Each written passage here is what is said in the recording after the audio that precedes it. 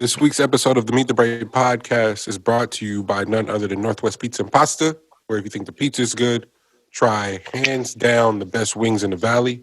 NWP has been killing things and has been our day one sponsor from the rip. So order online for takeout or delivery to save time. And in the process, make sure you're streaming the pod. Today's episode is also brought to you by Uplifters Black Owned Domino Company. We get custom made dominoes and packaging. So visit Uplifters right now. No vows. The description is always in the link. And order right now. Shout out to our brother Jonell. Also, this episode is brought to you by Let's Bubble Productions, keeping the videos clean and crisp. Subscribe to the YouTube page to stay up on the Meet the Ray podcast and everything visually. Salute to our brother Lex. Lastly, this episode is powered by the REEF, Black-owned studio, downtown Oakland. Jaron, Lucas, Brian Simmons, and myself. Podcasts, audio recordings, you name it, we can cover the gamut. I think I nailed that shit. I ain't gonna hold y'all.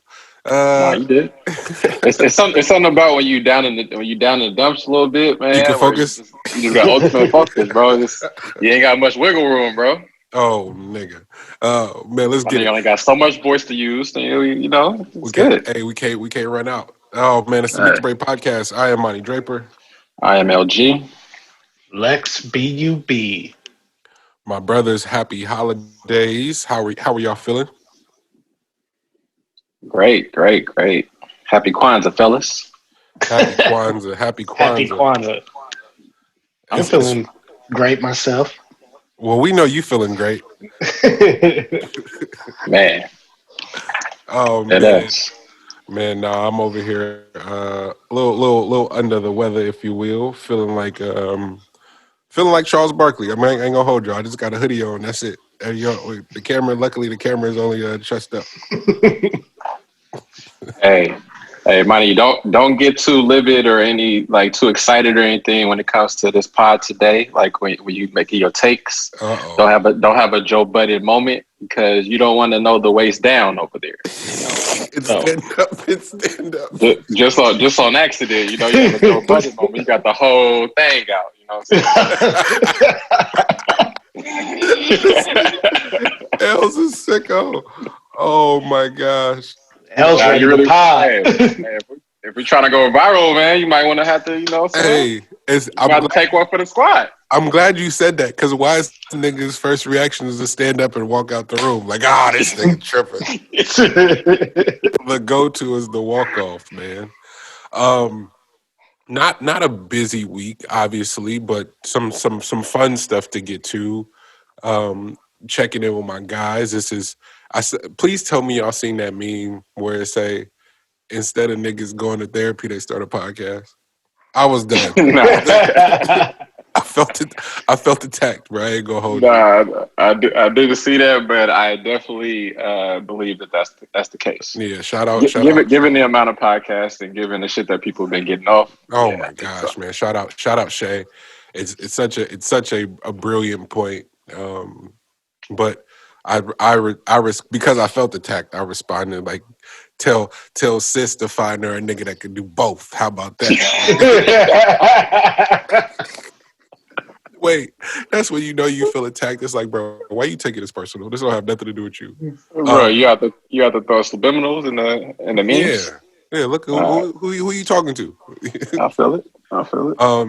Like I said, not a lot to get to, but checking on my guys and talking about recapping the year. Really, I would 100% be remiss if I didn't give a salute, a nod to one of my favorite creators of all time.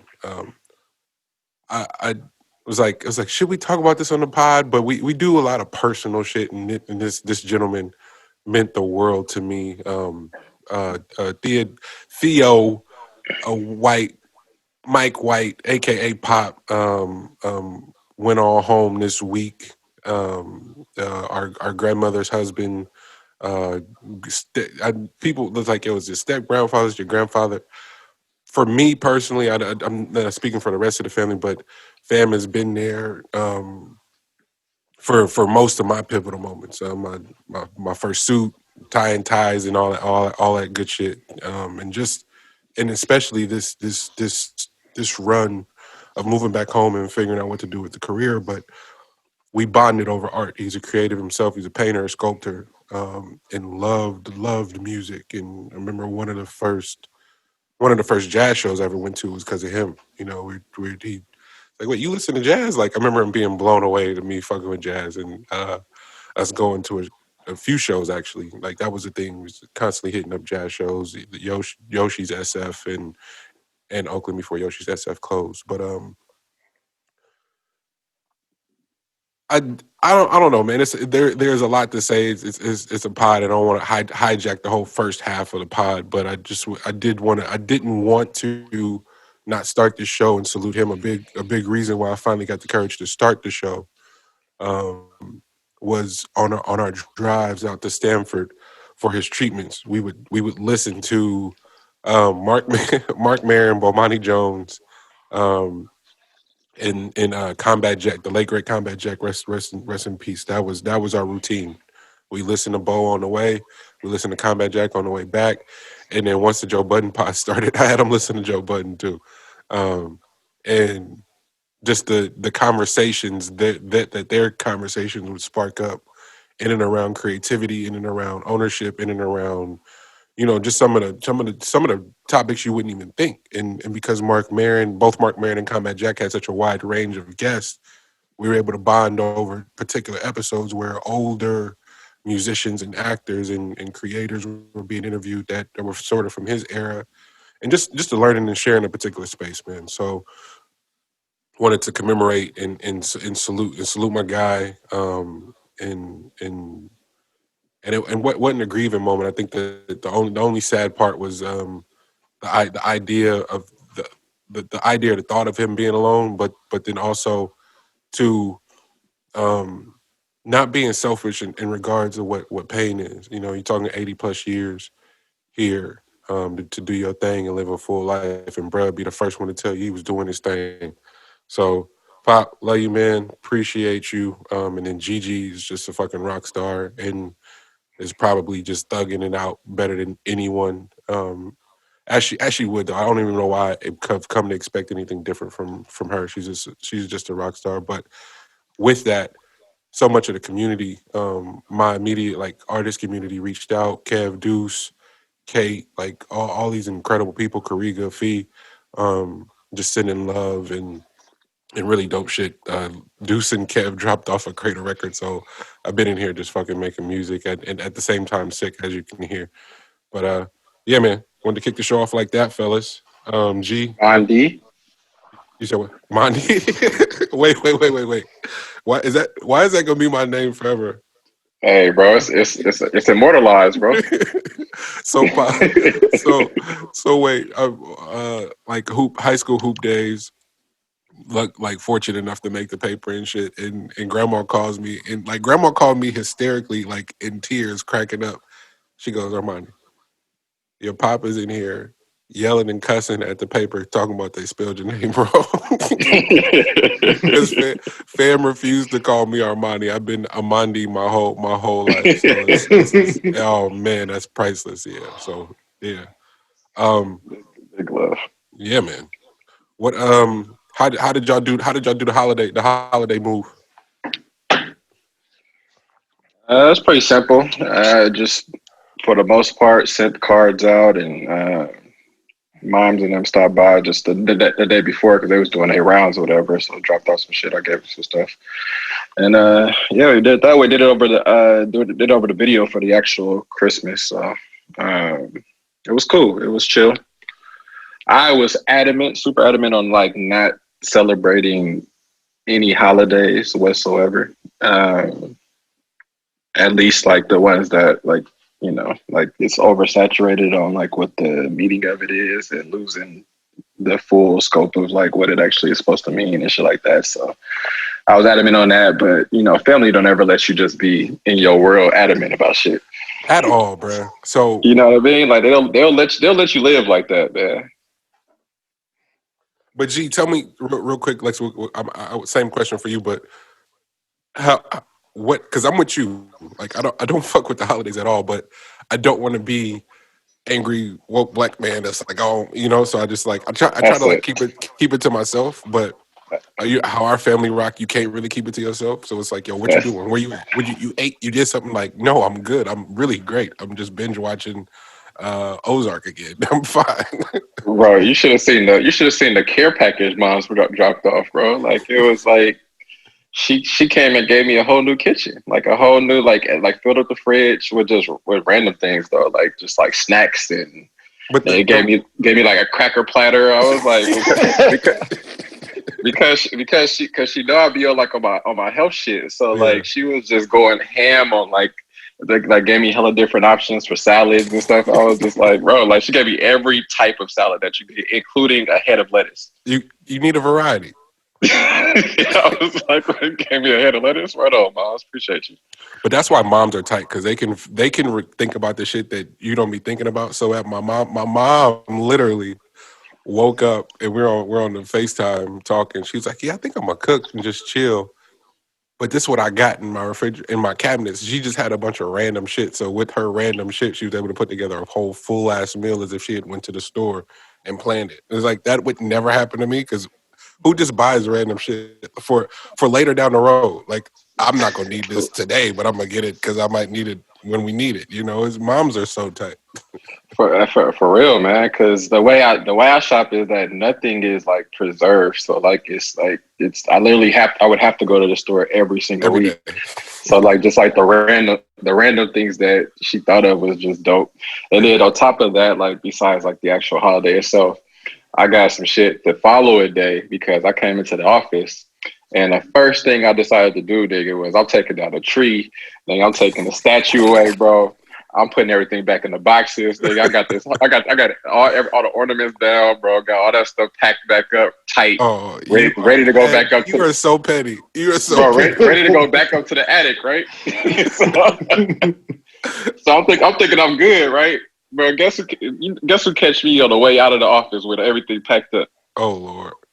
Lodge. Oh my God. Bro, that didn't let me have it, bro. He's like, bro, you owe Uncle Scrooge fucking Grinch. Like, he didn't let that shit sit for at all. I'm like, bro, Kwanza, bro, that's it, man. Like, we about to celebrate some other shit around here, man. You put up the Kwanzaa shit in the office? Nah, I'm not gonna overly do it like that. They already hate the fact I'll be telling them what to do. and that I'll be level-headed about shit. They hate that to the core, so I'm not gonna overly do it to them. That's just something I keep to myself. No, man. But we are on the day that is like the most like puts me into like a nutshell. I think I know in this cast as well. What? So like Kuji Jakulia. Yeah. Run that down for the good folks. Yeah, so that's Emoji was yesterday, huh? Right. Yeah, so it's just self-determination. So it's basically putting us on, like, reiterating to us on our path that we have to make our own path instead of allowing others to set it out for us. Yep. So we have to do our own work in order to make sure that we know our history, so that we can therefore shape our future. So that's really what the idea behind it is. So happy Kwanzaa to all the good folks out there, man. Lex Bub, how'd y'all give it up over there? Was Sid over the moon? Yeah, she was over the moon. She was hella happy. So my mom bought this expensive ass dollhouse.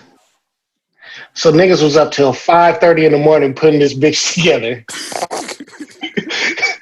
Just for Sid to wake up at 9 o'clock, like, what we doing? Where we going? What we doing? What's up? Yeah, nobody care you was up till 5. Yeah, exactly. But nah, it was good. Watched the movie Soul. Yeah, man, we gonna get the Soul. That did y'all listen to the last Bill Burr episode? No, I did. I missed this week. Bro, this dude was talking about getting like his daughter wanting a bike.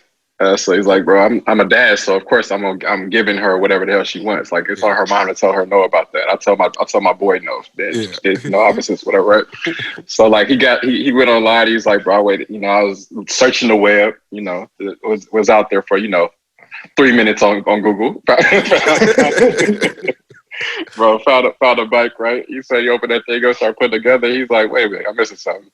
Like, ain't no training wheels, bro. So look back at the company, bro. It's a company, one of those new school companies where they're like, there's no trainer wheels for the bikes because it's gonna hold kids back and stuff like that. So it has a whole message. Bro, he lost his shit.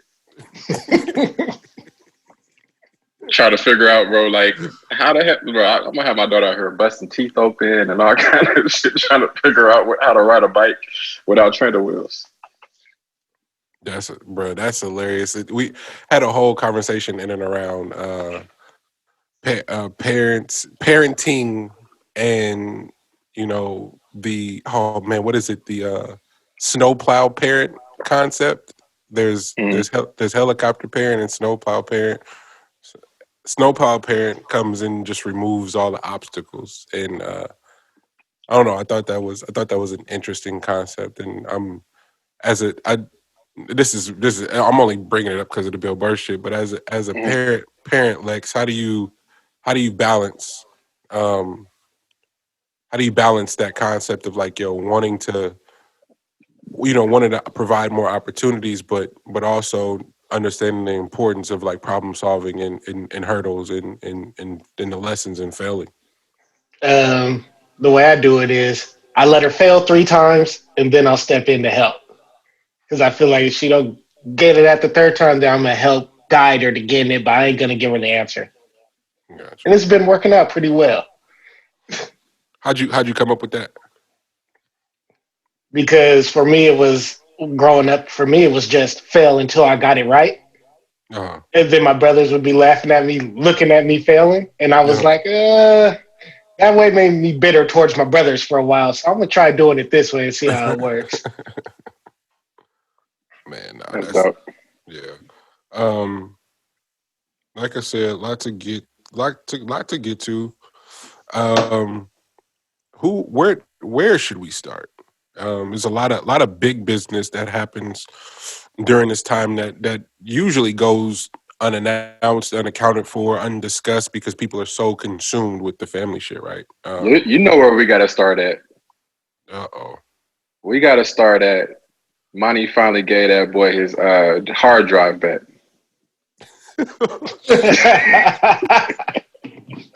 Wait. My nigga can go on as usual now, man. He can actually make some tracks and shit. He finally got his wish list together with everybody he could work with because Monty finally gave him his hard drive back. Wait, but G, the fucked up part is I've been trying to avoid talking about it, but it's been the most heartbreaking shit watching online, bro. That shit is sad. Like if something happened to my hard drive right now, I'd be distraught. Like I wouldn't be able to function. Just saying, man.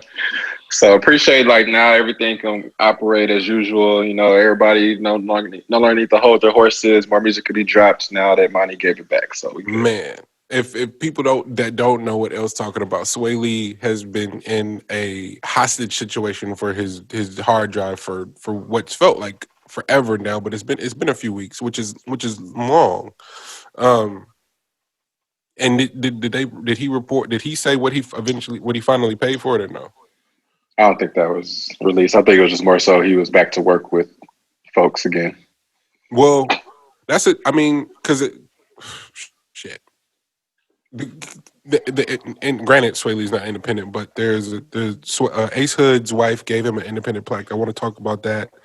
Who is it? Meek, Dirk, and Baby are trying to start their own DSP. There's a lot of business shit to talk about. Okay, hold on one second. Can y'all still hear me? Yeah.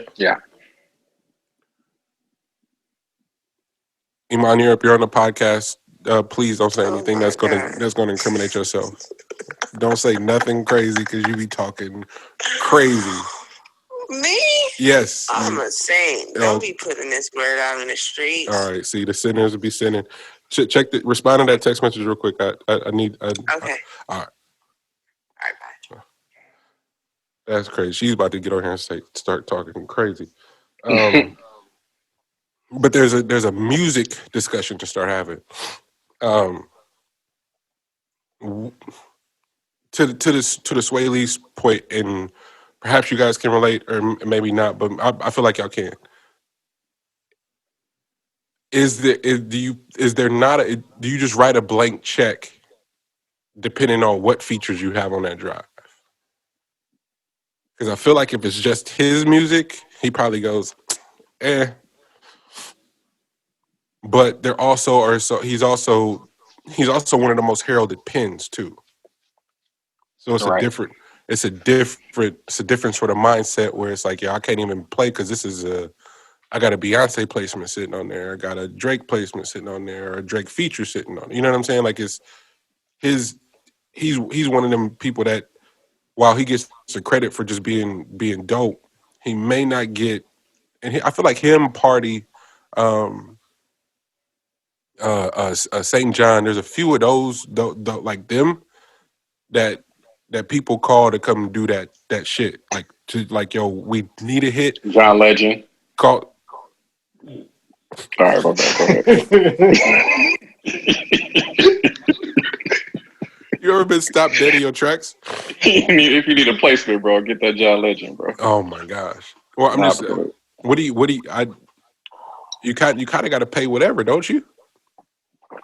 For me, I pay. Yeah, pay whatever. Because what was it? A year and a half, 2 years ago, when my car got broken into. Oh shit! That's right. Yeah, and they took my hard drive. It had a whole season basically done on there that I had to rewrite. Yeah. So just pay it. Pay the $5. Pay the $5. I pay the $5. Yeah, I think when you think about it, you always think about it as like in the concept of time as opposed to like actual dollar amounts. Like how much time did it take to get whatever such and such amount of stuff already done? You know what I mean? So I think that, and then also I don't believe that somebody that had the hard drive would really know the true worth of what it would take to like actually name a number that made sense. So like they either try to say something hella stupid and they just say, nah, fam. But then they super lowball themselves and it's like, you know what I mean? Like make it seem like it's way bigger than what it is, but slide that to them. That's the other thing too. Like hard drives are unique in that way where it's almost like I don't know if everybody's is like this, but I title shit mad crazy. So I could only imagine somebody just getting frustrated and being like, I'm just going to throw this bitch away. Like, yeah, that's how I want to think of it. And then make sure you have your shit password locked too. Not that those can't be broken, but at least it's another hurdle and just another nuisance for any thieves looming. And I did it. Niggas are running around stealing hard drives, but I guess if there was a hard drive to steal, it is, I don't know, man. Like I said, I'm going Party, St. John, James Fauntleroy, SZA. There's a few of those in that hybrid lane that just their pins are fucking insane. Bro, a nigga with a cane and a limp stole all the maintenance tools last night out the maintenance shop. So niggas are stealing anything right now, bro. It's not just like niggas are stealing anything. It's that any nigga is stealing anything. You know what I mean? Like a dude wait. You gotta say that again, and you gotta break it down because that's a bar, bro. Like at this point in time, any nigga is stealing anything at this moment. Like so, this dude had a cane and a limp. He couldn't get far. He just happened to get it at the right time, where nobody was actually right there at the right hour. He had a window. He had a window, you know what I'm saying? But it wasn't like he moved like hella slick or anything like that. Like he just caught a perfect wind. And then he knocked over hella shit. He got a whole line of like a trail of tools leading out the front door. It's just like, hey, you know, like that's like the fifth random thing that's happened that was actually sort of big right now. So I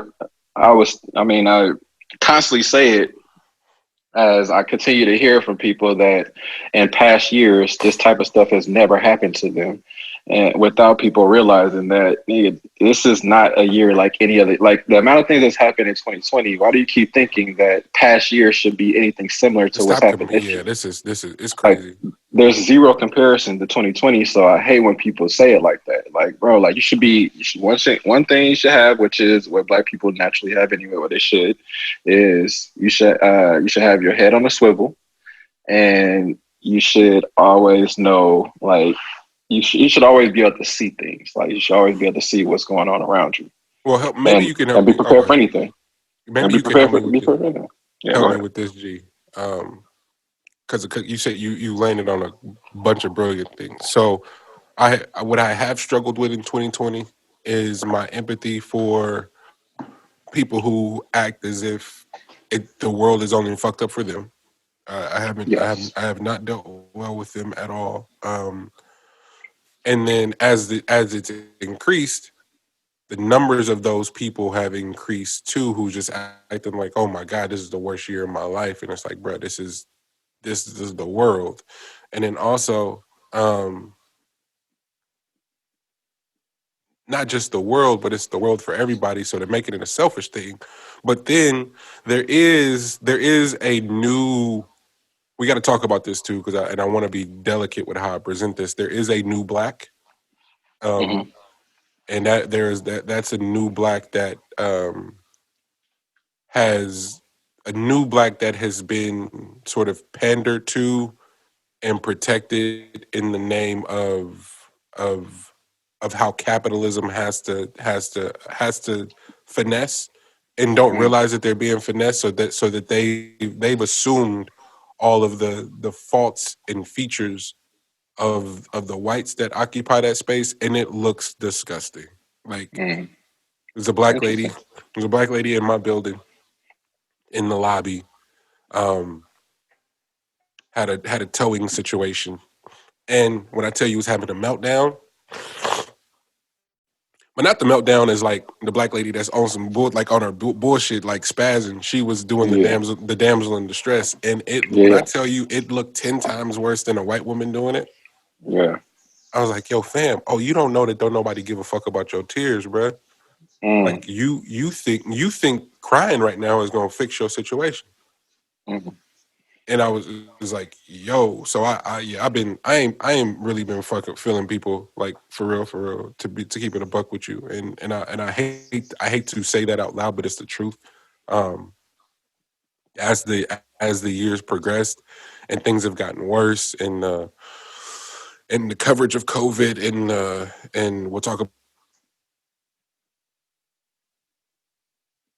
unfolded, and people are just disregarding that information and making it about them, and how they go about doing things and what they would normally do. And this time last year I was doing that. It's like, fam, like you don't have no pivot Mm. about you at all, like at all, and you don't realize that the person you sitting next to, while you complain, like you complaining about not being able to be on a vacation right now, and this person is about to lose Hmm. their house or their living situation. You talk about a vacation, bro. Like it's just one of those things where I've been struggling. Yeah. So Yeah, no, I think it's definitely difficult across the board. And I was having this conversation the other day. Like we be having some cold combos in the office because like it's me, and then I have a younger leasing person, so a younger African American women, and like the combos that we be having is hella dope because it's coming from two different generations, basically, um,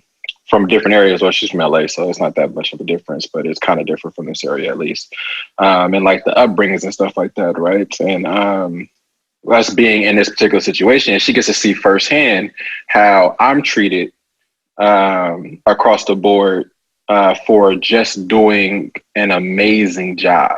You yeah. know what I mean? But like just doing it where it's even killed because of, for me personally, Monty knows this, but there's nothing that I can possibly see in my life that is worse than stuff that I've already been through, to me personally.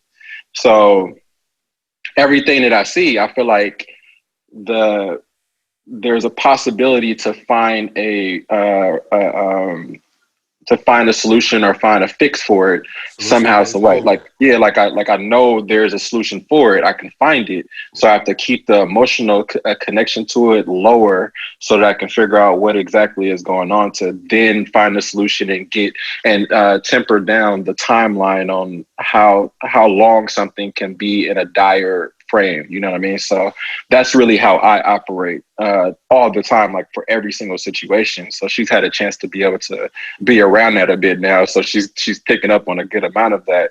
And the conversation that we was having the other day when somebody came in, that was just like super over the top about just everything that's going on just naturally in 2020 with the election and like the things that are going on here and the living situation and the job situation.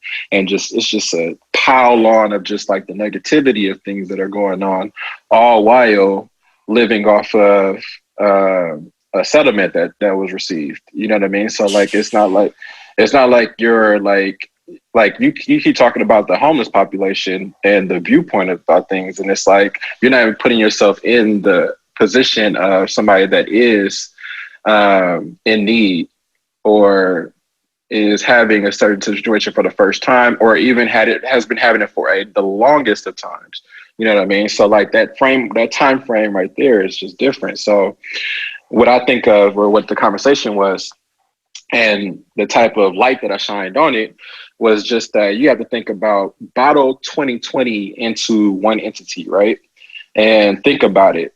2020 is potentially the first time that a great amount of the population may have had their worst moment.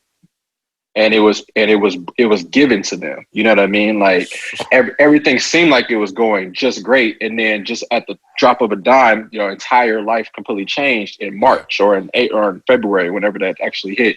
So like that was the first time they got hit with like audible.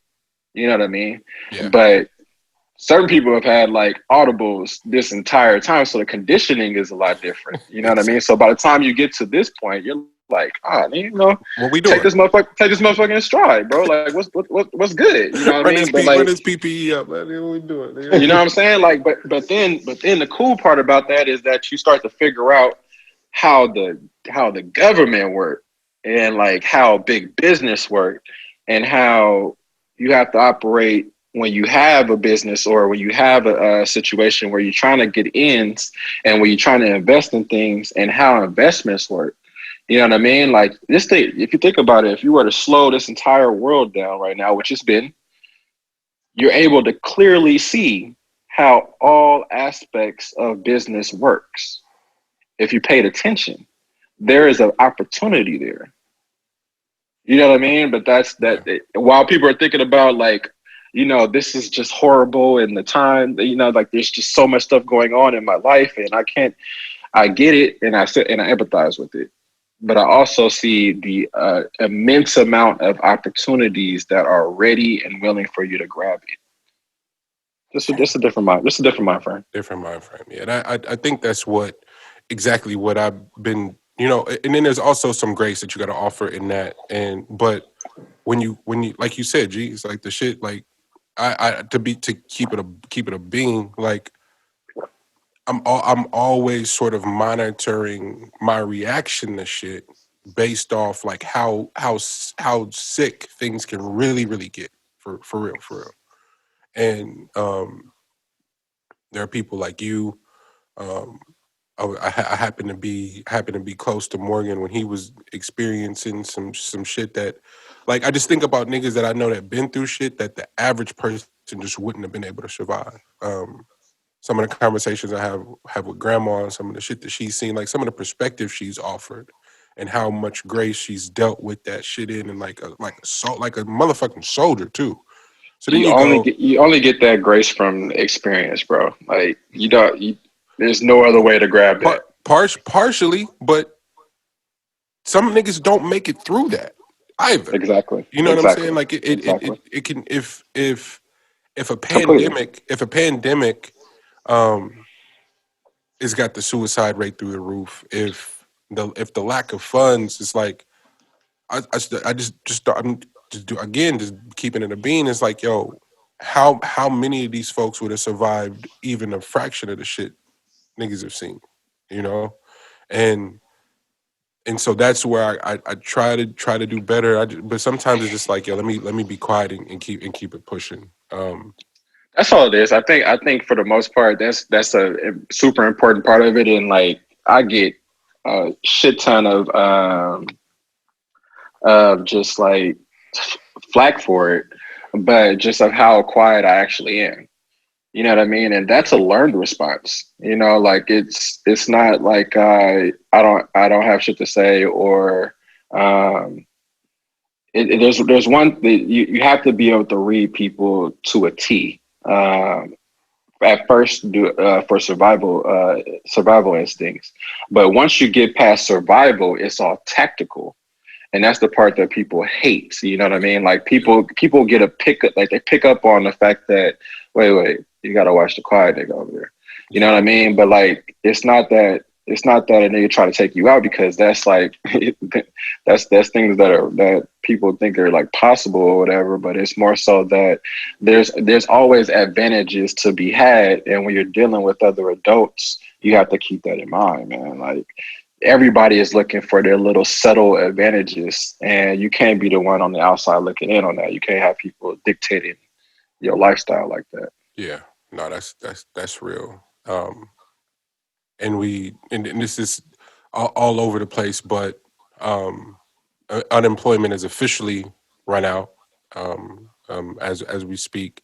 What a fucked up sort of parallel as the tradition of gifts, the tradition of gifts, the tradition of giving and family and all those things, and like how much money is sort of a part of the holiday American holiday tradition, um, and for unemployment to run out in the pandemic and it to still to be business as usual, for America, for Americans, was pretty mind boggling, and and Congress as a whole is still at a stalemate as far as what they're going to do with the next stimulus. Like that has not been decided yet. I don't know if people know that.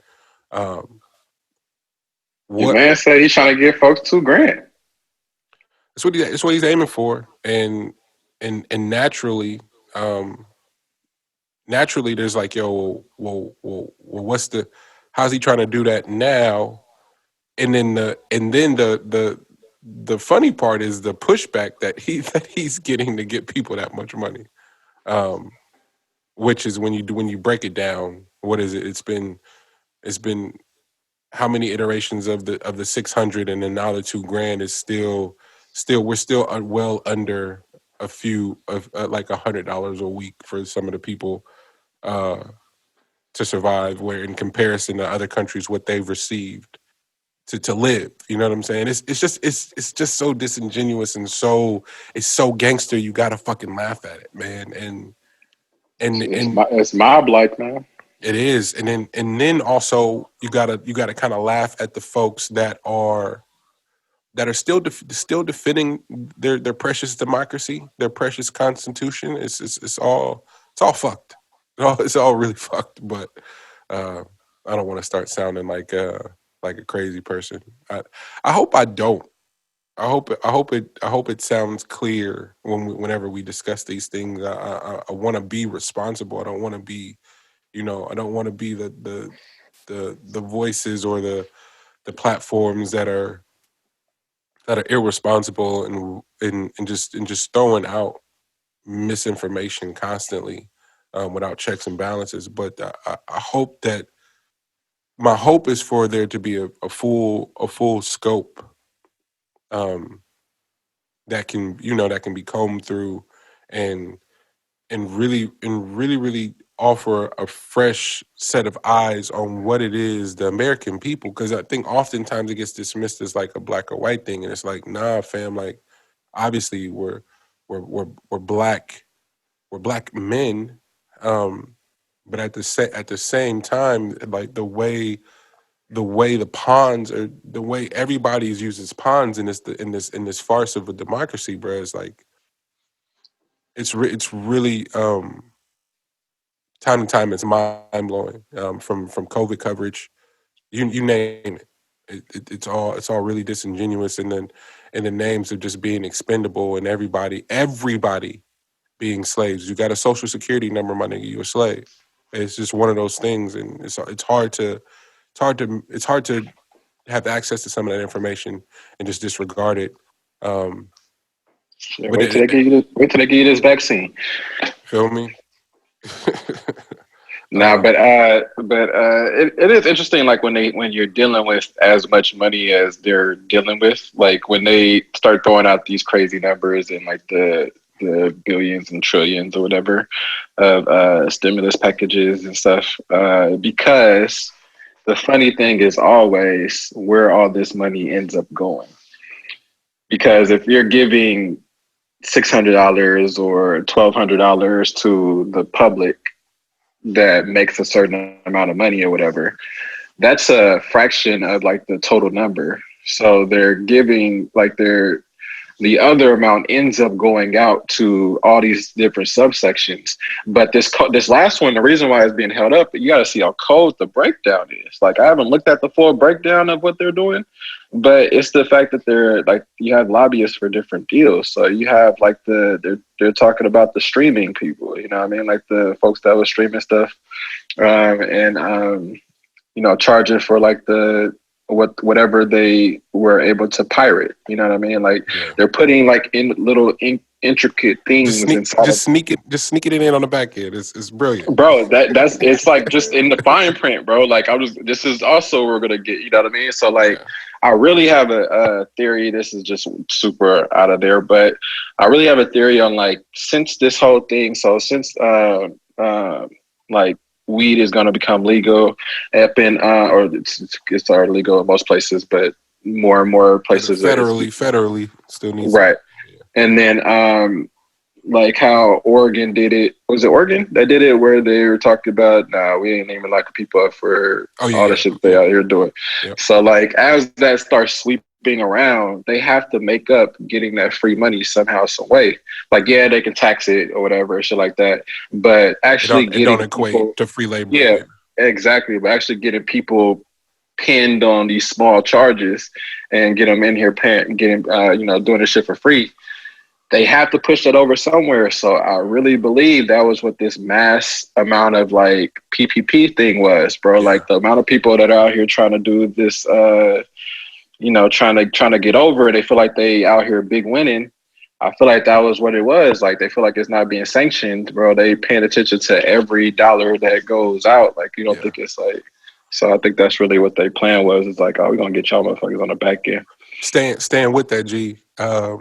As another president's term comes to an end, here we are, and the tradition. What's become one of the great American traditions, like our beloved holidays, American Pie and baseball, all that shit, is the pardons at the end of presidential terms. Because you know me, I love a great conspiracy and all that. For the life of me, I cannot figure out what the value is in that for, because it has to benefit that person in some way. The president doing it, I imagine, and then. It's a little too shallow for me and this could be me being naive. It's a little too shallow for me for people going, oh, it's just public opinion. Newsflash, these folks don't give a fuck about no public opinion of no everyday citizen that's just paying taxes. Like, your public opinion is not doing anything for the president, good or bad. So for those who keep saying, oh, it's just a good gesture for the public on their way out of office, bullshit. There's another play here, and we got to figure it out. No, I agree. I don't know much about who's been like the particulars on who's been pardoned. I think Lex, you had that info, didn't you? I don't know exactly everybody, but a lot of the people are people like what Monty said, that it's supposed to be for a good faith gesture of public, and they say it also has to tie into if he runs in another 4 years and him keeping his base like, nah, I'm still going to be here. So that's what they say the play is. That would be such an indictment on the Republicans, bro. Because if he runs, like, you still would have to like vote him in to be like your running person, right? Yeah, yep. He would win So enough. like, He would win enough if of the you preliminaries to run again for sure. if you let Brett go up in there again, bro, as your representative, y'all all need uppercuts. As soon as you walk in the door, It's like as soon as you walk in, you just need a nice uppercut, bro. Sleeper, wake up a week later. Has any president done that before? Like ran for 4 years, lost, and then came back and tried to do it again? Yes. I want to say who was president right before the first Bush?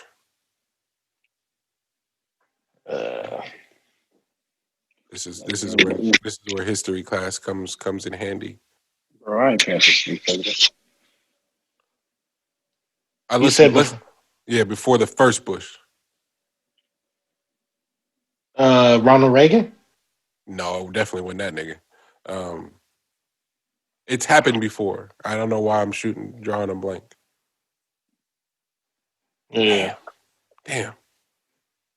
It has happened before though. I'm thinking of Jimmy Carter, maybe? I'm not. What? Check. No, it wasn't him. It wasn't Jimmy Carter. And come to find out, a lot of these niggas was like pseudo hanging around Hollywood and shit too, which is another weird thing. We'll get to that. The big business it's been a lot of big business over the holidays, y'all. Niggas selling their masters. Now we got reports of Hove coming off title, bro. And at the same time, Hove looking into Jay-Z is looking into selling title. Simultaneously, Meek Mill, Lil Durk, Lil Baby are looking into developing their own DSP. What the fuck is happening?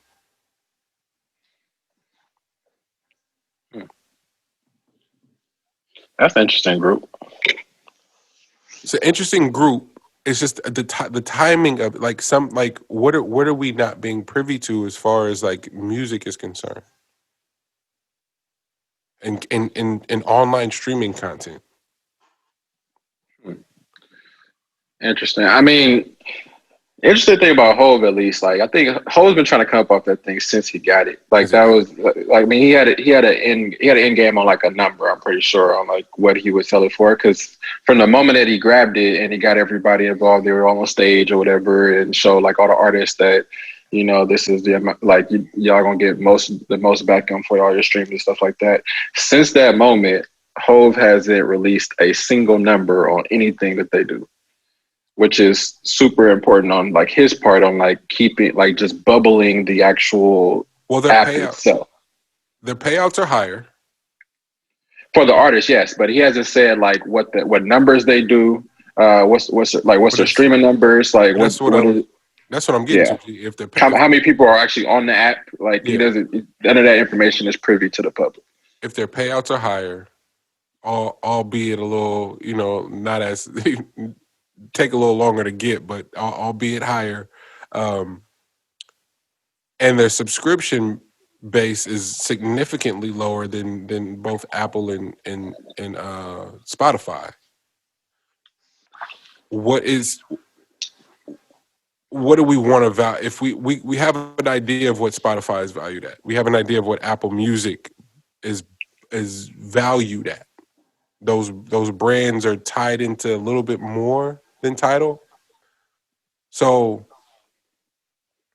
is the value high enough to where he goes, like to our conversation last week where he goes, yep, I got to come off this right now just sure business. Like I got to walk away. And then is that forecast part, and then is that forecasting where online engagement is going as a whole, because the pandemic exposed a lot of shit, man.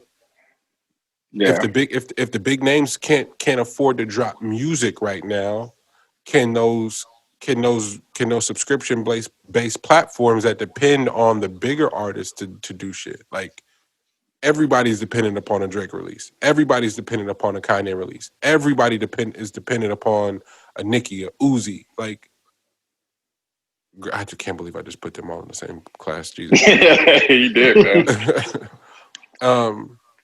Money know. What did that reveal? What is it revealing? I don't know. I'm asking. I'm just spitballing here because there's a connection here that I'm not seeing just yet. Maybe you gentlemen see it. I mean, I think more so than like how the app is performing, I think it's a matter of who's trying to purchase it. Just like all the different catalogs that are getting purchased. Most of these things I think will be getting purchased by, tech companies. Like tech companies have the constant ends, all the data from people already, where they can easily, all they need is a infrastructure already put in place to get in a certain game. So if you can't get in on Apple because Apple is closed off to everyone else, then you go and grab Tidal, and you can slip Jay whatever number he calls for it, because my goal in mind is all wrapped up in data. Like it isn't even it doesn't have anything to do with like the music portion of things. Like music, yes, music is going to get people to the app for me to get their data. Mm-hmm. So you think this may be a much larger corporation at play here for the purchase for there you go. Like that's what I was looking for. Like that that makes sense. Because it just go ahead, Lex. As far as what L's saying with data, they said in one picture that you post, it gives the data company like 5,000 points of interest of you. Like they learn 5,000 things from every picture you post. So I wonder what that does for each song you listen to, or something like that. Like what type of content you're consuming. exactly, like what type of mood is he in if he listens to 4 of these type of songs, and then from there, how do we figure out how to? Also, what type of mood are you in at any given point of the day? So that at all parts of the day, I can sell you something depending on what mood you're in. So, because people consistently will start being like, people don't really veer too much out of like what the routines are. So in the morning, you might be at, a certain level, and then midday, you're at a certain level. I could sell you something at each part of this day, depending on where you're at. So for you, for both of you, what do you think offers more? If we know a picture offers 5,000 points of interest, what do you think music offers? Or no, fuck that, not music, because it's not just music. A lot of these platforms have videos now and podcasts. So, do y'all think that information offers more? Or you think the picture offers more? Just the picture, not your whole social media page, but just the picture per YouTube algorithm. Or I don't think you can separate it. I think it's all the same. I think it's one large picture that makes you into a person, into an individual. So if I can have your music, the videos that you watch, the podcast that you listen to, and then go over to your social media, which is public, look at what it is that you are posting and what you're interested in. I'm getting a full picture on what it is that I can manipulate you and do. I know you better than you. Yeah, completely. It was cool because that was like an underlining thing that they just kind of slipped into the undoing. That was super interesting. Was them talking about that, like the lawyer that was super cold in that fucking show, but her talking about knowing each individual juror off of their social media pages. Wow. So like they knew how to manipulate the jury by what they like, how their social media was laid out. So they knew they didn't have to go do no interviews. They didn't have to know anything about them individually, because they could just go onto their social media and know everything about them and know how to cater to their individual emotions and personalities. Wow. So that was a whole nother deeper, darker deal. But that was a way to manipulate people. So like, it doesn't matter about if you're right or wrong, or if you're guilty or whatever. It's a matter of, do I know these individuals and everything about them in order for us to play the odds game on like how they actually read and react to things. Huh. That's Super dark. That's fascinating. And it leave it to 2020 to unlock some shit like that. Fuck, man. I'm with 2020 as a year winds down. Is this our last show for the end of the year? It is. Wow. Fellas, shit. Happy New Year, then, listeners, and to my guy. It's another year under our belts, and it's again the show means everything to me, and just in the sense of trading. It's like a public think tank, if you will. Just trading ideas. I leave each episode inspired and working on new shit. I know Lex is working on shit. I know Elle is working on shit, and then and from listeners to the show, we've stumbled into other projects, which is so funny not funny in a like comical sense, but just in a like, damn, man, if the show produces nothing else, it's collaboration with other people we think are dope. With that, Lex brought up a really good point, man. What were some highlights musically from this year, if we will? Shout out to Grand National Radio, Brookfield Deuce, Kevin Allen, DJ Slowpoke, X-Ray FM, everybody in Portland. Download that app and listen to Saturday Night Live edition every Saturday. DJ Cliff, his first hour in Grand National Radio. This is the second hour. It's the second show. Where we get 2 hours, and so just last night, or excuse me, it's Monday. You guys are getting this. So Saturday night, this past Saturday, we did our favorite songs of 2020, and because there were so many of us, I think we all got to submit 10 or so, if that was the case, and I was pretty proud of my list, man. The songs that I just listened to the most, for sure. Do you guys have any highlights musically, whether it be singles or albums from 2020? Want me to go first? Yeah. If you have whatever you got. You just uncrypt some paper. You said again? You just unfold some paper, Lex. Nah.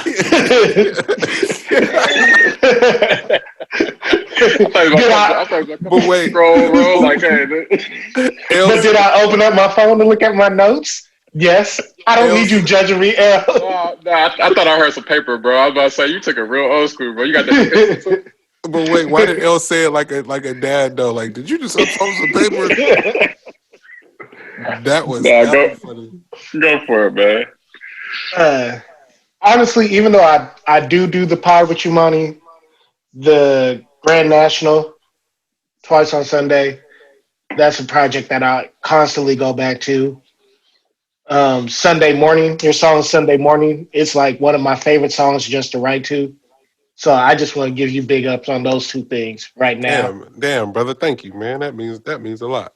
It was funny. That's dope, brother. It's funny because we were doing it in the other thread with Poe and L, and Poe did his end of the year awards and gave me an award, and I was like, damn, it hit me. Like, I'm like, if I'm keeping it a buck, I was like, that's kind of tight. Like, getting acknowledgement from your niggas, like, it has the opposite effect. Like, the word, like, people have been reaching out from all over the world. Don't get me wrong, have been showing big love to just the output, mostly what they're responding to, and I'm grateful.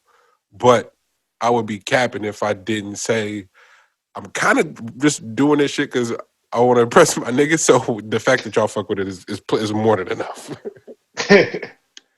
And then was Childish? I was trying to figure out, was Childish Gambino's last album, the white cover one? Did that come out this year? Did that come out? That was this year. Yeah, I came out this year because I was running in the parking garage at that time.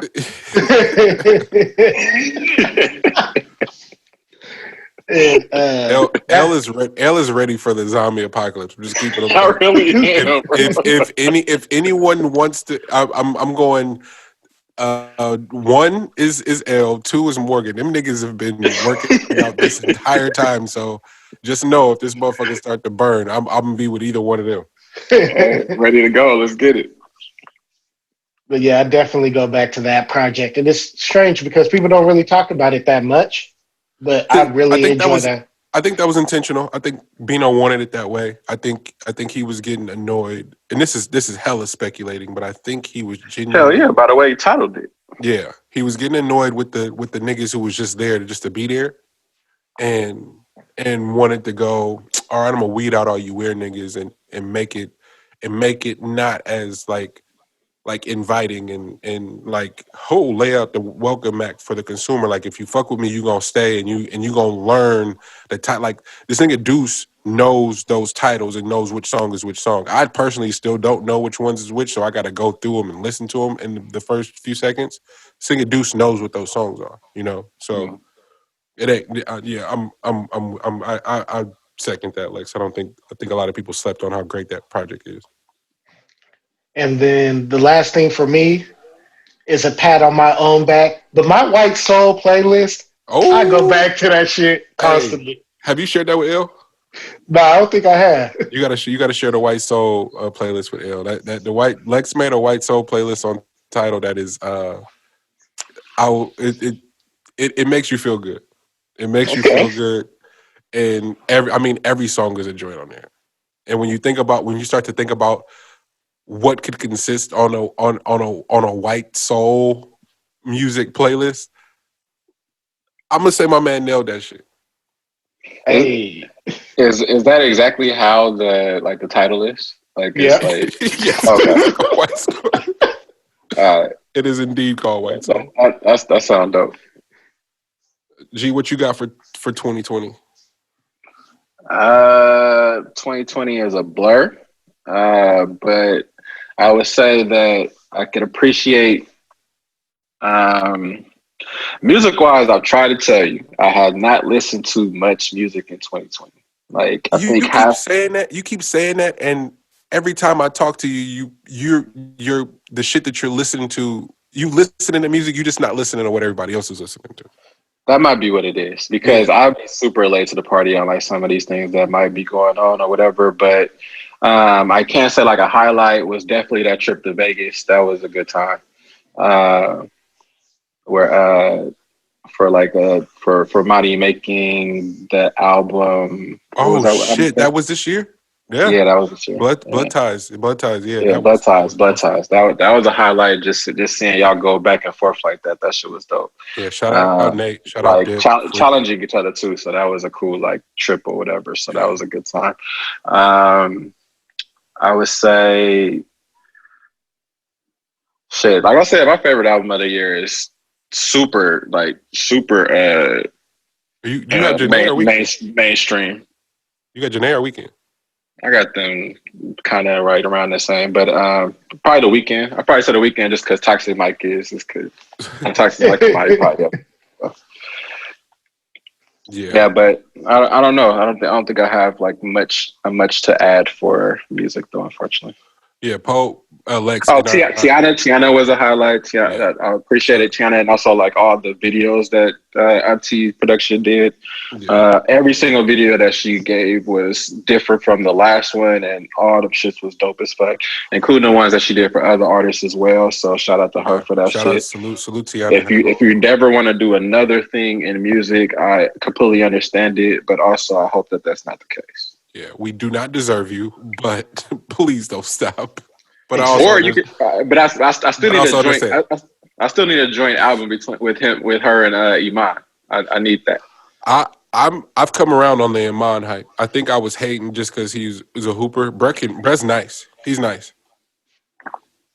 Well, the further and further he gets away from hooping, the more and more you get the full Iman. So yeah, I'm for it. That's a fact.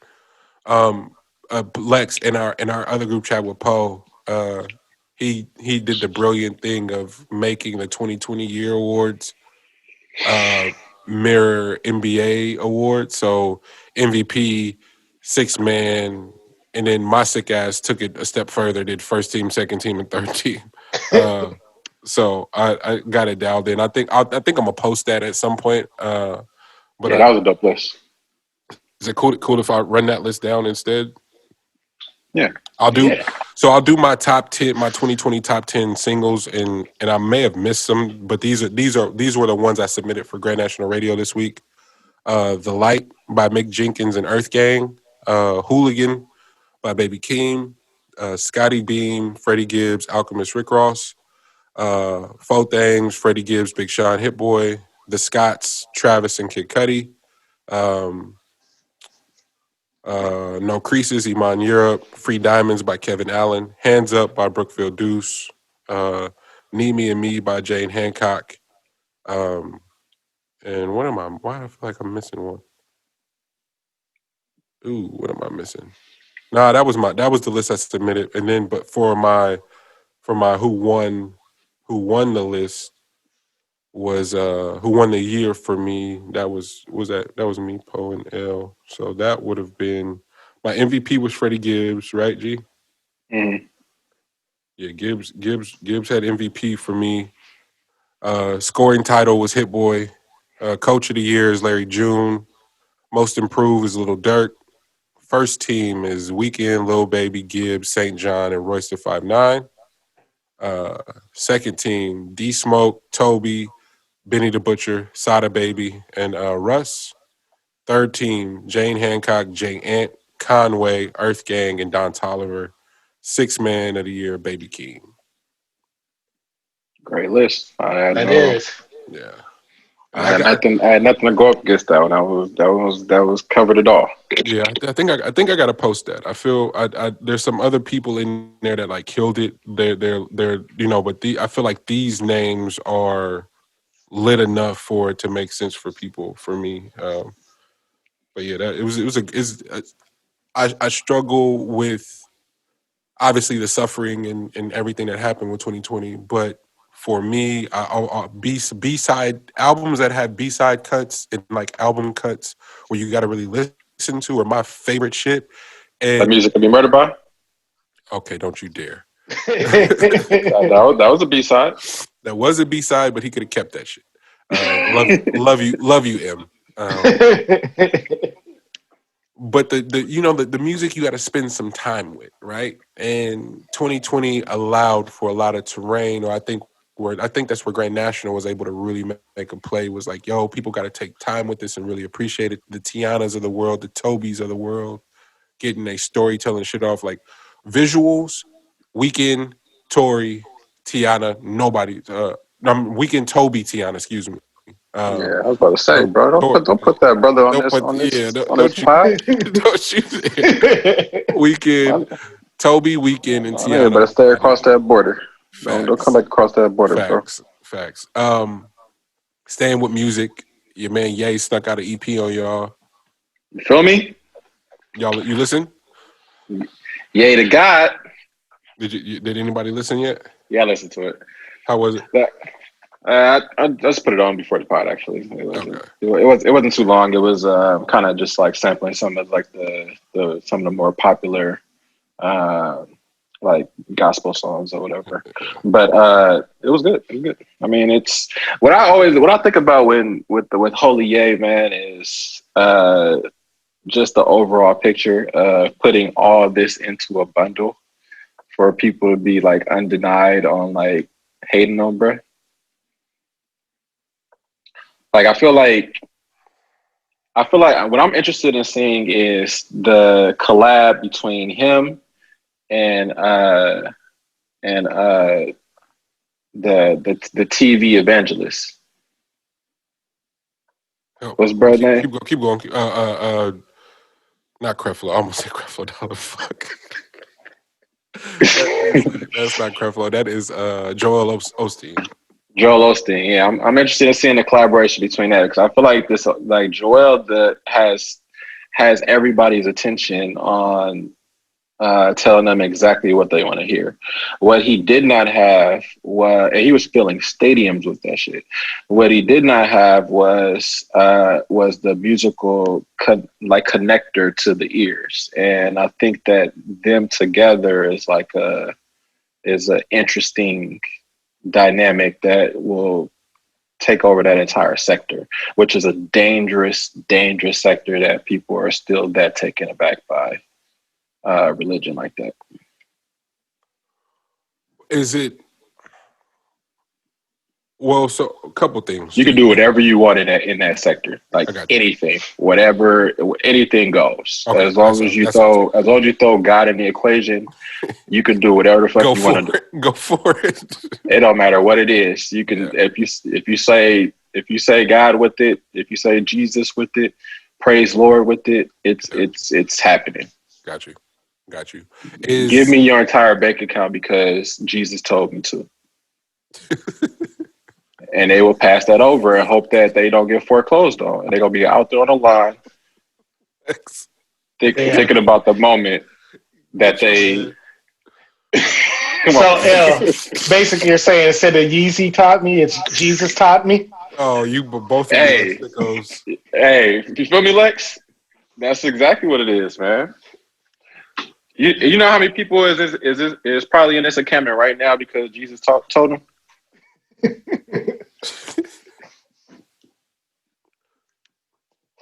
Jesus told me. I hope that works out in the long run, man. I hope that works out in the long run. I hope when you get to the gates, they gonna tell you that, hey man, you had a hard life down there. Now you get to live forever in my grace. Whatever that looks like. Whatever, yeah, I was about to say. That shit might be the same thing all over again. Probably send your ass right back. Hey, you guys, see, that's why you G perfect alley-oop for Soul. That's why niggas gotta watch Soul. That's why niggas gotta watch Soul. Lex, what? you had more incentive and reason to watch it. Were you watching it for? Be honest. Were you watching it for you, or was Sid excited to watch it too? I was excited to watch it. Sid was excited to watch it too, but I wanted to see how this was going to be. Yeah. How long have they been promoting that? Why do I feel like it ain't been like a long ass promotion? I feel like it was like the last month or so. Am I tripping? That's probably what, because it's straight to the app. Yeah. Well, see, they had like trailers for it. Remember how theaters opened back up for a bit? Uh-huh. So they were showing trailers for it, but then they stopped once they figured out theaters about to shut back down. Got it.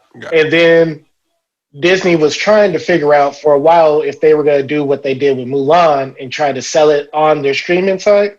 Uh-huh. And then I think they finally just figured it out. Like, people always already paying for the site. We just need to give this to them for free.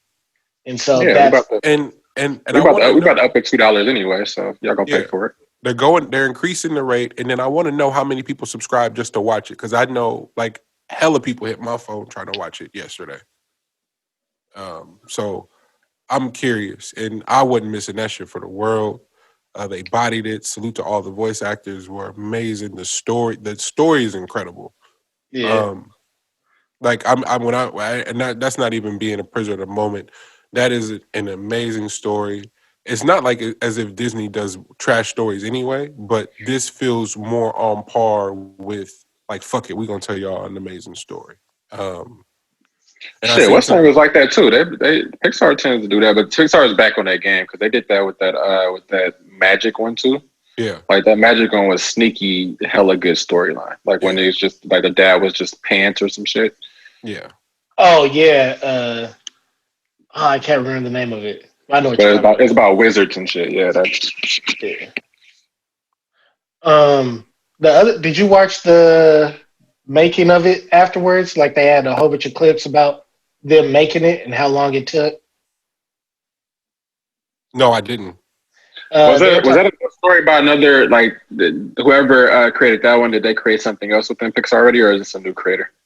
I think it's a new creator because the guy, like, they were talking about how it took 7 or 8 years because they kept rewriting Joe, the character Joe, because they wanted to make sure they were getting it right. And then they were also talking about how in the writing room they were having like tons of African American people, like they would sit down and be able to ask open questions to get them to read parts of the script, and then they would say like, "Nah, this isn't right." And there's a scene where, like, when he goes into the shop with his mom, just a quick spoiler alert, and nah, the two aunties is there. At first, it was supposed to be a group of guys outside. Then they changed it from a group of guys to a group of older women, and then they were like, "Well, a group of older women, would they really just be sitting outside like that? Let's have them in the shop." And so they did a lot of work to make sure that they got this movie right. That's important. So that was pretty dope. Because that's important to. Thanks for saying that, Lex, because that's super important for today. Because them putting that much time into a black storyline. I don't know if it's a black storyline. I just know it was black. It was a black character, but them putting that much thought into like the certain aspects of it that would actually be a realistic type of situation coming out of a cartoon. It's super important, because like you got to think about what Disney was before that for a black storyline, and that was the Lady and the Frog thing, which was dealing with like dark magic and shit. You know what it has, G? When because it like everybody's rushing to incorporate blackness in some capacity, but there is a way to do it, regardless of whether people want to admit that or not. There's a way to do it. How well Randall and Beth's storyline is handled, man. Like Beth is such an underrated character in TV. Yeah, Beth, because she is bodying her situation, bro. Like absolutely. Such a little piece of spice in there. That's it. Yeah. Just a little touch. It had that feeling of paying attention to the nuance, right? That's what's up. And this is something that's becoming, and Lex, you're a film writer, so you could speak better to this. But there's detail, and then there's nuance. And for whatever reason, I'm just now learning the difference. And for stories as a whole, the nuance always allows it to land different. But when it's black stories and they're specific in the voices, from the voices to the cadence to the experience, the margin for error is so slim because you can fuck that up. And so they did a really good job of protecting Jamie's character, not making him a character. And then was that Felicia Rashad playing his mom? Let me check. It sounded like it. It sounded like Felicia Rashad. I should have read the credits after, but I'm almost certain. But I thought the most brilliant move, which probably won't be talked about, is them not completely jumping out the pandering window and trying to find somebody else to play his counterpart that had to be black, and getting Tina Fey. I fuck with Tina Fey, bro. Like I just do. I can't say why per se. I've always loved her as a character, especially as a writer though. She seems to really care about the detail and nuance. I haven't heard any crazy stories about her, but you are right. That is her. That was Felicia Rashad as a mom. Yeah. Yeah. And they just did such a really good job at the characters that they picked. And going back to you talking about detail and nuance, know the scene where he's describing in the classroom and he's playing the piano and he's describing it to the kids, like once you get in the zone. Yeah. So that whole scene, they couldn't figure out how to write it. But then when they had the black pianist come in, he's telling them how he felt the first time he got connected with music. And since they videotaped everything, they actually took his exact story, everything, word for word, and put it into the script right there. Because he could explain it better than they could write it. Gee, that's in literally the first 3 minutes of the movie, and you talk about grabbing. Nick, I'm not going nowhere now. Like the way if y'all gonna set it up like that, I'm rolling. Yeah. Mm-hmm. Super important. I'm happy to hear that, man. I'm happy to hear them doing their due diligence to tell stories on whatever culture it's coming from. Because you taking a character and just throwing in what you would think would happen in those situations has been how this thing has been run for the longest. And that's just not going to cut it going forward with the lack of attention that everybody's going to be paying to each one of your platforms. Yep. So definitely need them to, I think that's a staple going forward.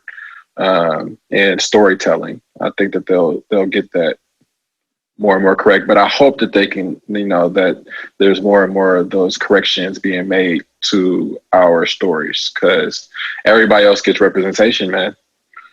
Everybody else gets representation from that culture, and is A-okay to allow that to be. It can be strong held by a whole nother country that we don't put it out here without the representation being correct. So yeah, that's important that we have that type of backing ourselves. Just put up with them. I'm just trying. So you don't feel represented in Power Book 3?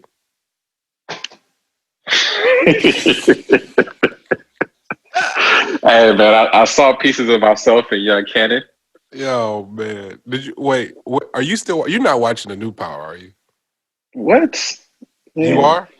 Hell nah. Oh, okay. I'm not, bro, I haven't watched Power since he didn't stay with the club and he got tricked into continuing his other ways. Jeez. Because the club was the move, bro. Like he had a way out of this shit, but got sucked back in. Salute to 50 for whooping the game the way the game is supposed to be whooped. Only 50 could do it this way.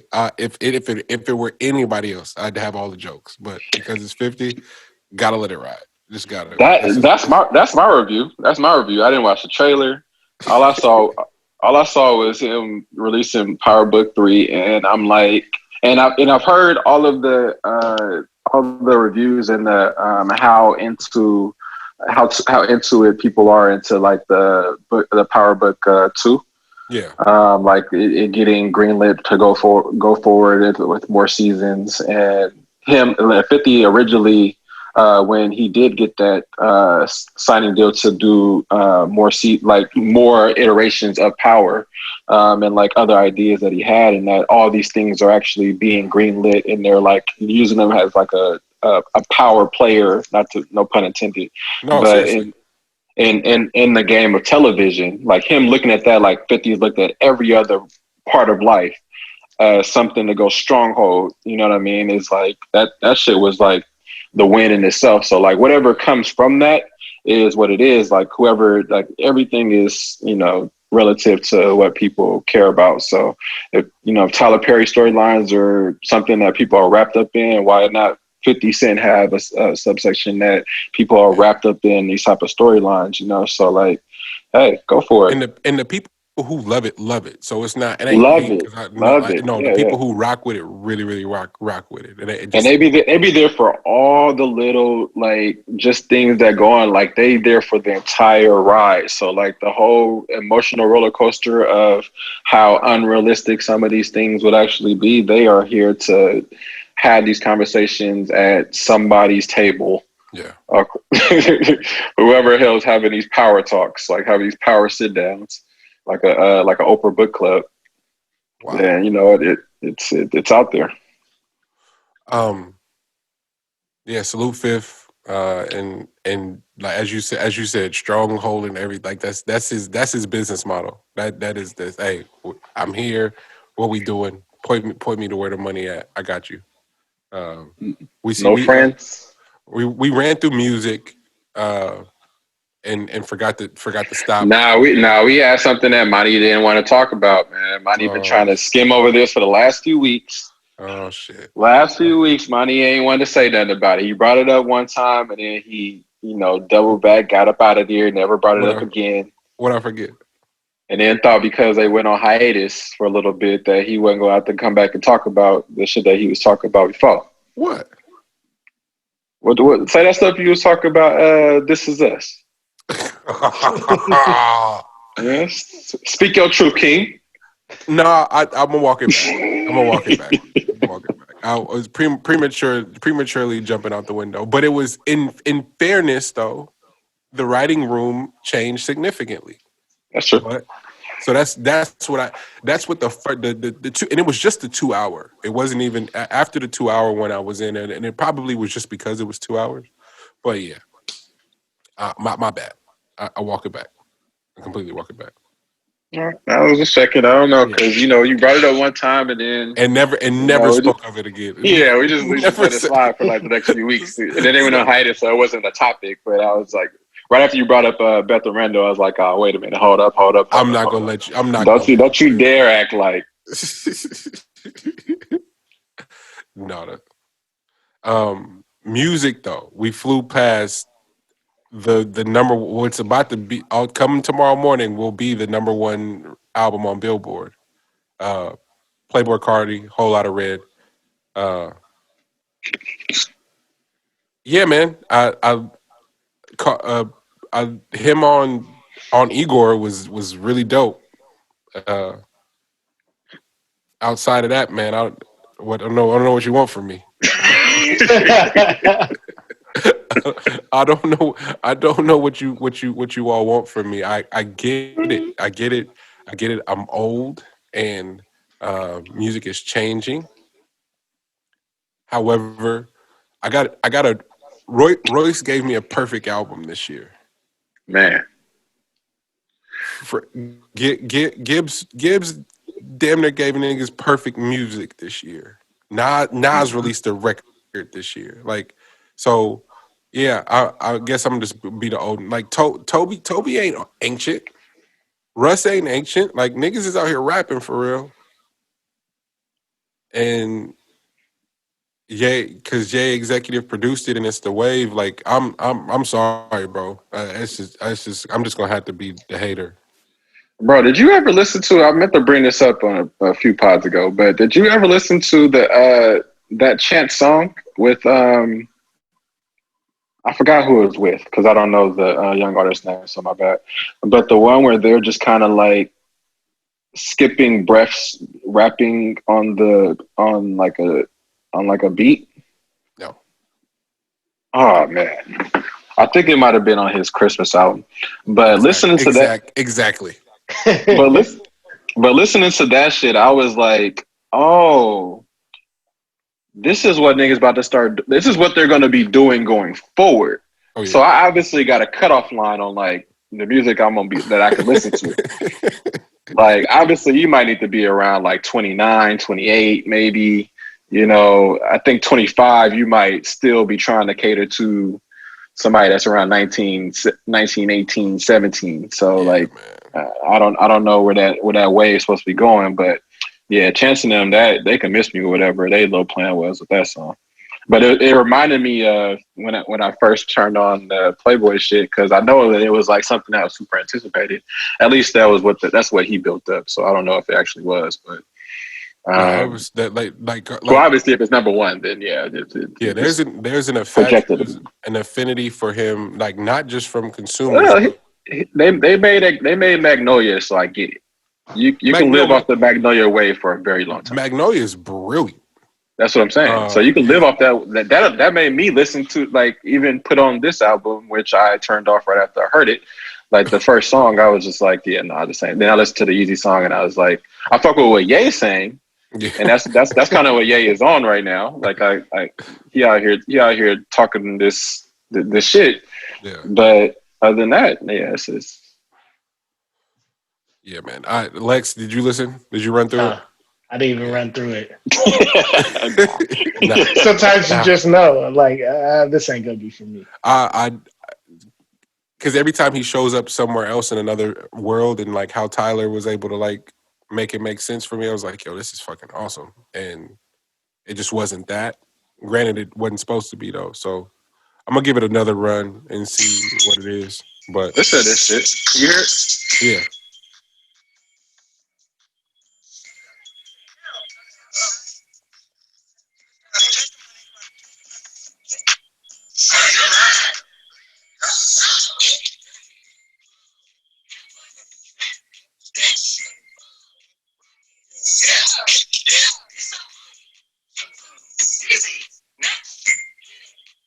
Just wait till the first verse.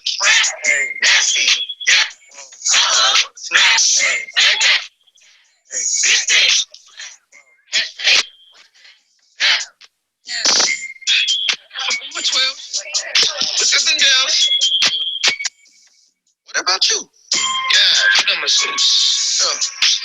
Put the bitch ass in a right back to you. Check out the deuce. I want my little man. I went to zoo. I want to put in my hair. And the room disappears. Put that bitch to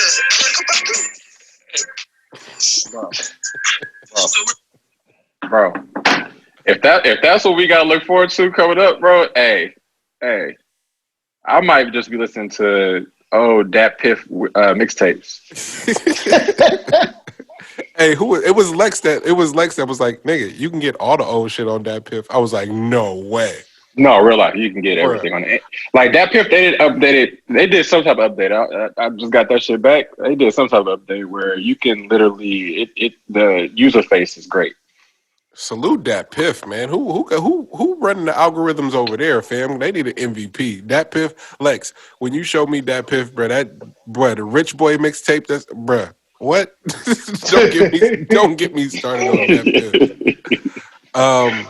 Where we at? We almost out of here, man. Again, to listeners, everybody listening via YouTube, Spotify, Apple, Stitcher, Castbox, Simplecast. Thank y'all so much, man. We had to be remote today because, of course, I'm full of phlegm. Not COVID, obviously. Sorry, y'all. Negative over here, son.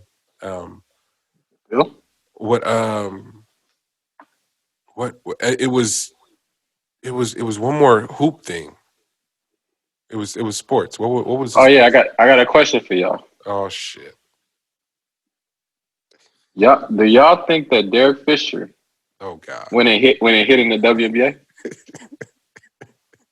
That's a crazy place to go hide at. That's Jack Black hiding behind the door and saving Silverman. Shade on his head.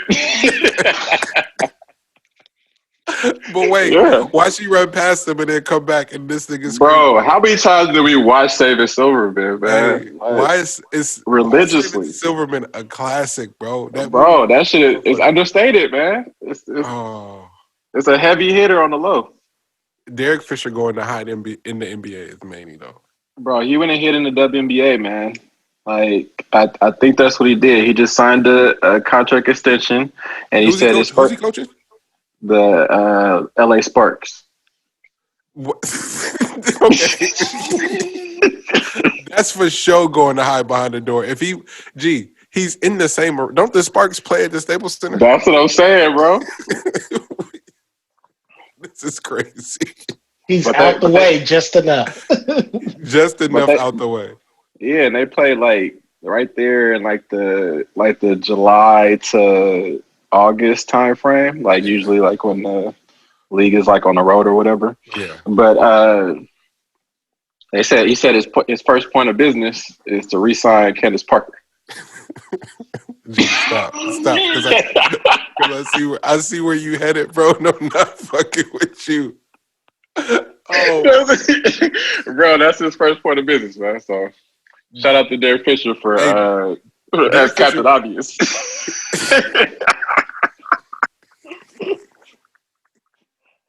Nigga, I gotta be the coach of LA Sparks to know that shit.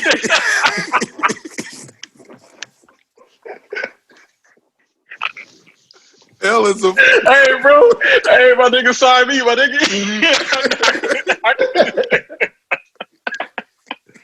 I could have done that shit, man. Hey, I could have sat out there and be like, hey, my first point of business nigga is a side nigga, the motherfucker that's been here since she got drafted. Been carrying the franchise on her back is for first point of business. That is that might be the funniest shit of the day. Bro, no lie. That's the lie. That shit killed me. That leads perfectly into this last topic and Lex's point, our favorite podcast moments of the year. I have a lot personally, but I'll narrow it down. Lex, you know yours already? No, I don't. I was really the only one I can think of is just my church has an OnlyFans. My mom was not happy about that. It was a total observation because literally she sent me the link to church right before we were about to pod, and this when we was doing this like the beginning of quarantine, and I was like, wait, like they cut this shit off right before the sermon started. Like nigga, you got to pay for it. That was awesome. I would have to say the threesomes conversation because just because people I didn't know were listening to the show were stopping me in like the street and stuff. Like L's a fucking fool. I'm like, I told y'all, nobody will listen to me. The threesomes are up there for sure. The threesomes was a good combo. Because it last for like 3 weeks. Yeah, because there was other questions to it. Like the question just kept getting considered. I would definitely say I think all of Monty's beefs in 2020. Wait a minute. Y'all not just gonna make me to be Joe Budden. You was big beef guy this year, man. I think this. Yeah, the fact that you came out on this end. I made it. Yeah, man, because I feel like you shine through them all, man. I feel like every person that you beef with lost a little bit of their star. So hey, Kev. If you want us in the writers' room, baby, we got you, man. That's all I'm gonna say. It ain't Hove signed Nas, fam. That is crazy to say. So anything possible? Anything is possible. We should have started with this, man, because now I want to ask the listeners, like the people who really rock with the show, who don't miss a show.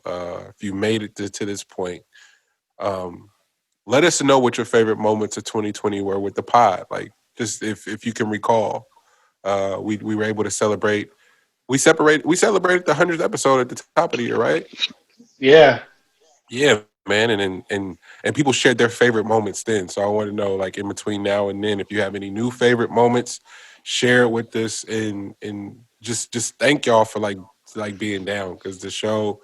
I had a shout out Drew Dav. Fuck, I really wish this was at the top of the show. Shout out Dav, because Dav was like, yo, when Joe Rogan and Joe Budden went on hiatus during quarantine, it's like y'all niggas kept it lit and really became one of my favorite shows. And it wasn't a compliment because of the shows he was speaking of. It was a compliment because, again, that's a real lifelong homie who, by all means, the show is for. You know what I'm saying? Like, we have proper perspective on where they come from, what everyone is dealing with, and we try our best to not make it these broad ass general topics that aren't inclusive of our people that are here on the ground that are doing the work, man. Like, all of us grind day to day and just love doing the show, and love connecting with the people, man. So do that for me, y'all. If you made it this far to this point in the show, let us know your favorite moments of 2020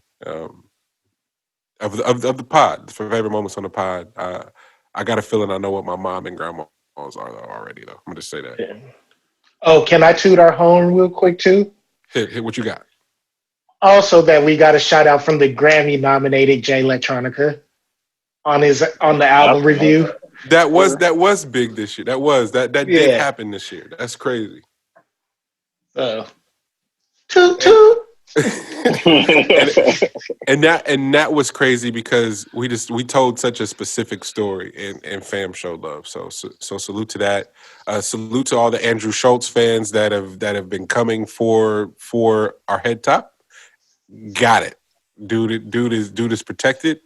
Shout out all the Kevin Hart stands that have been coming for us. Who else came for us? Who else did we make mad? Was that it? We didn't make nobody else mad, did we? The Tory fans. Oh no, the Tory fans is worse than the Andrew Schultz fans. That's for damn sure. Like, I didn't even know that was a thing. Tory's got a real hive out there. He should be proud. But I feel like it's just Tory responding with hella different accounts, though. I'm just putting Tory ain't got nothing but time. Nothing but time. You got nothing but time. Oh, and before I forget, after watching a lot of female stand-ups, it is a fact that if you don't bust, it doesn't count. And everybody needs to know that. Hey, Lex, Bring it back. Why after you said that? Oh, what is her name? She's on All Def. She's been on. Damn, I hate that I'm forgetting her name. She's hella funny and sexy, by the way, too. But she said she said that like a week after you said that shit. I was like, damn, Lex got a point. Told you. My brothers, I appreciate you guys. This is episode 137 of the Meet the Brave pod, right? I got that right? Yeah. 137, 138. Yep. 137.8. Depending on where you're from. Salute to y'all, all the listeners. Thank y'all. This has been another episode of the Meet the Brave pod, and we will see y'all next week. Love. Yes.